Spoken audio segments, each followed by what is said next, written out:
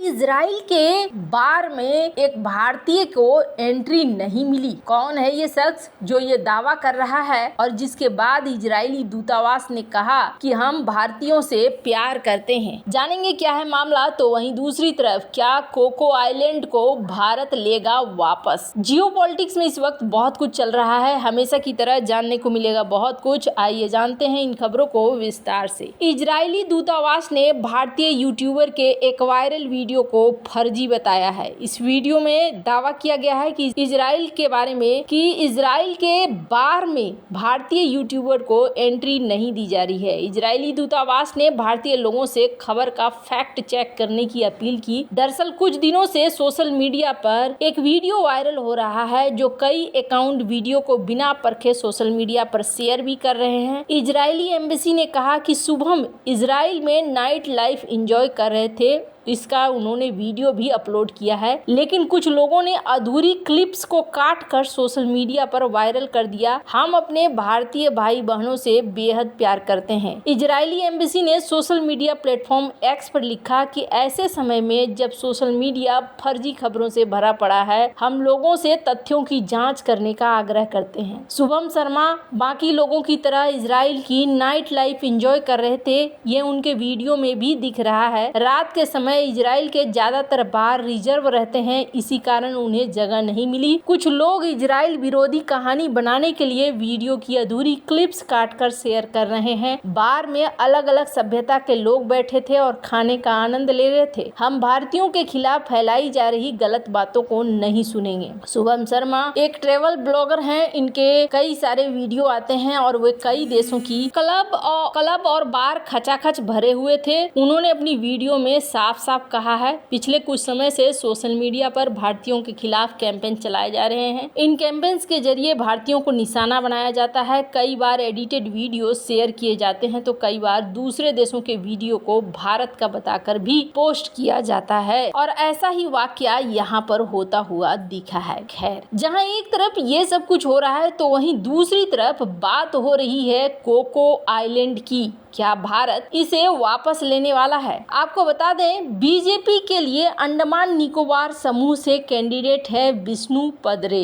इन्होंने दावा किया है कि प्रधानमंत्री जवाहरलाल नेहरू ने अंडमान द्वीप समूह के कोको द्वीप को म्यांमार को गिफ्ट दिया था। उन्होंने कहा कि नेहरू ने उत्तरी अंडमान के कोको द्वीप को म्यांमार को सौंप दिया। ये द्वीप अब सीधे चीन के कंट्रोल में है। एक न्यूज एजेंसी से बातचीत के दौरान रे ने आरोप लगाया कि कांग्रेस ने बीते 70 सालों में कभी इस पर ध्यान नहीं दिया। आज केंद्र सरकार कैंपबेल खाड़ी में चीन से मुकाबले के लिए एक शिपयार्ड और 2 डिफेंस हवाई अड्डे बनवा रही है। इस पर अलग अलग बातें मिलती है। ब्रिटिश शासन के दौरान अंडमान निकोबार द्वीप समूह पर अंग्रेजी राज था। ये ब्रिटिश इंडिया के तहत आते थे। देश को आजादी मिलने के साथ ही अंडमान निकोबार भी आजाद भारत का हिस्सा हो गया। वहीं कोको द्वीप समूह को ब्रिटिशर्स ने म्यांमार को सौंप दिया, जो तब बर्मा कहलाता था। बर्मा भी तब ब्रिटिश राज्य का हिस्सा हुआ करता था। एक दूसरा दावा यह है कि 19वीं सदी में ब्रिटिश सरकार ने भारतीय क्रांतिकारियों को सजा देने के लिए अंडमान द्वीप को चुना। यहाँ रहते कैदियों और बाकी स्टाफ के लिए कोको आइलैंड से खाना आया करता था। अनाज सब्जियां उगाने के झंझट से बचने के लिए कथित तौर पर ब्रिटिश ने द्वीप को बर्मा के एक प्रभावशाली परिवार को लीज पर दे दिया था। साल 1882 में इसे आधिकारिक तौर पर बर्मा यानी कि म्यांमार का हिस्सा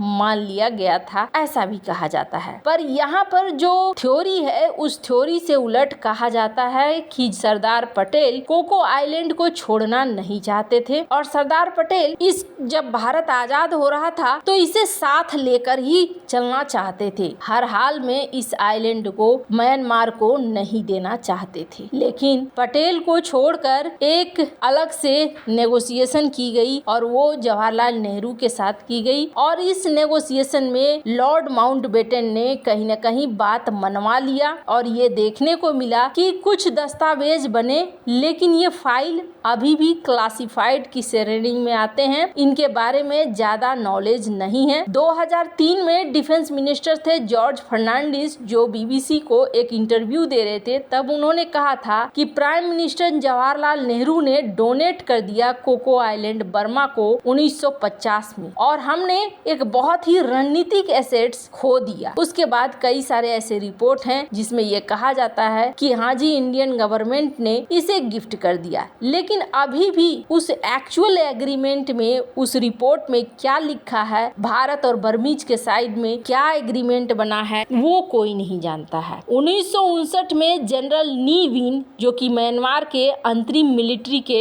एडमिनिस्ट्रेटर थे, उन्होंने एक कॉलोनी बनाई थी ग्रेट कोको आइलैंड में। 1969 में ये एक बड़े रूप से बन गया पॉलिटिकल प्रिजनर्स का जगह। 1971 में इस कॉलोनी को बंद कर दिया गया और इसे बर्मा की नेवी को दे दिया गया। बर्मा की नेवी के बाद 1994 में ये चाइना के हाथ लग गया और चाइना ने इसे लीज पर ले लिया। चाइना यहाँ पर एक सिगइंट इंटेलिजेंस गैदरिंग स्टेशन बनाना चाहता था और इसके लिए उसने काम भी शुरू कर दिया। स्क्रीन पर तस्वीरें देख रहे हैं, काफी सारे बदलाव भी देखे जाने लगे। यहाँ हवाई पट्टियां बनने लगी, यहाँ और भी सारी चीजें बदल गई है। अब यहाँ पर क्या होता है, आराम से बैठकर चाइना भारत को मॉनिटर कर सकता है, भारत के मिसाइलों को मॉनिटर कर सकता है, बहुत सारी चीजें यहाँ पर कर सकता है। अब इस आइलैंड को लेकर एक बार फिर से मुद्दा उठ रहा है। इसलिए मुद्दा उठ रहा है क्योंकि म्यांमार की स्थिति लगातार खराब होती जा रही है। म्यांमार टूटने के कगार पर पहुंच गया है। अगर चीजें फिर भी ठीक होती हैं तो यहाँ पर भारत क्या फिर से क्लेम कर सकता है कोको आइलैंड का। एक बार फिर से ये बातें उठ रही है और चूंकि ये बहुत ही ज्यादा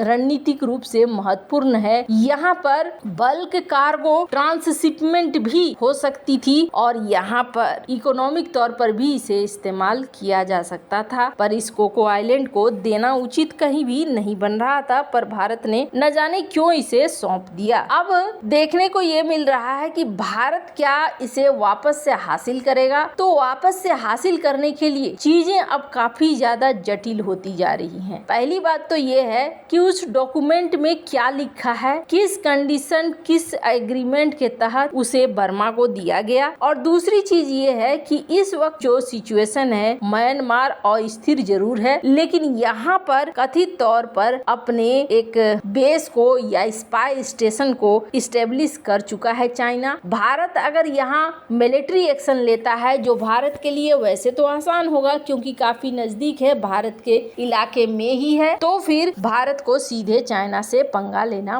पड़ सकता है। वैसे कोको आइलैंड को लेकर फिलहाल तो वैसा कुछ बनता हुआ नहीं दिख रहा है। हाँ, अगर उस डॉक्यूमेंट में कुछ ऐसा लिखा है तो फिर भले भारत यहाँ पर कोशिश कर सकता है इस आइलैंड को फिर से वापस लेने का। वैसे आपको क्या लगता है, इन सब मामले में आपकी क्या राय है, कमेंट कर जरूर बताएं। जल्द मिलते हैं अगले वीडियो में नई खबर के साथ।